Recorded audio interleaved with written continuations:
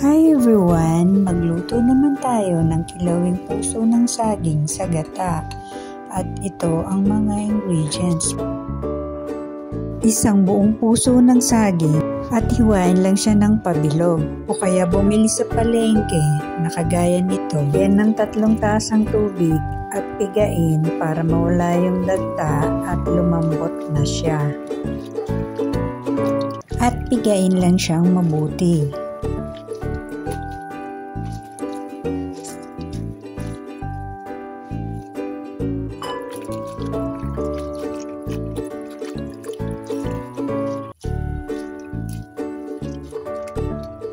At hinugasan ko pa ito ng 1 beses. Maglagay ng 3 kutsarang mantika sa kawali. Igisa ang 4 na butil na bawang tinadtad.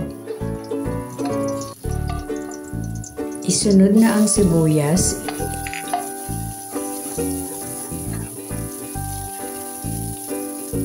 At isunod ang 1 kutsarang luya.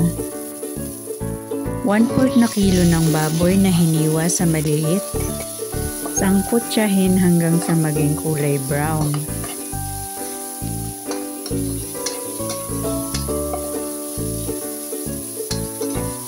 Kapag nagkulay brown na siya, lagyan na ng asin. 3 tasang pangalawang piga. At saka ilagay na ang puso ng saging.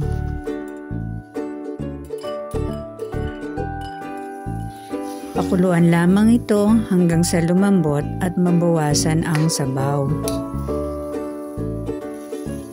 At pwede nang takpan hanggang sa kumulo.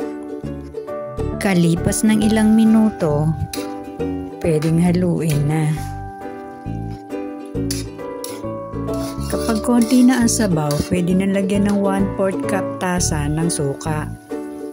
At pakuluan ng walang takip para sumingaw yung acid sa suka. Pagkulo, pwede nang haluin.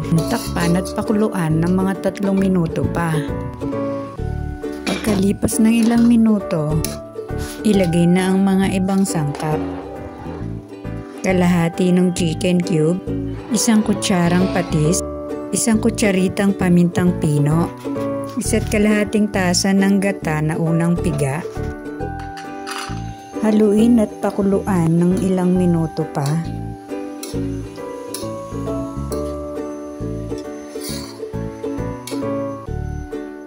Pagkulo, nilagyan ko ng siling berde na hiniwa ko lang.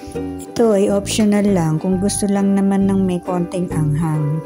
Takpan at pakuluan ng mga 2 minuto pa. Pagkalipas ng ilang minuto, pwede na itong hanguin. Nasubukan nyo na ba ang ganitong luto?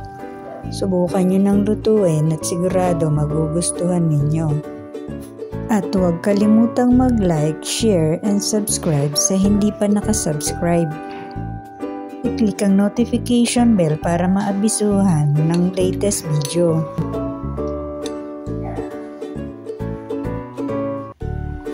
Kain na! Enjoy!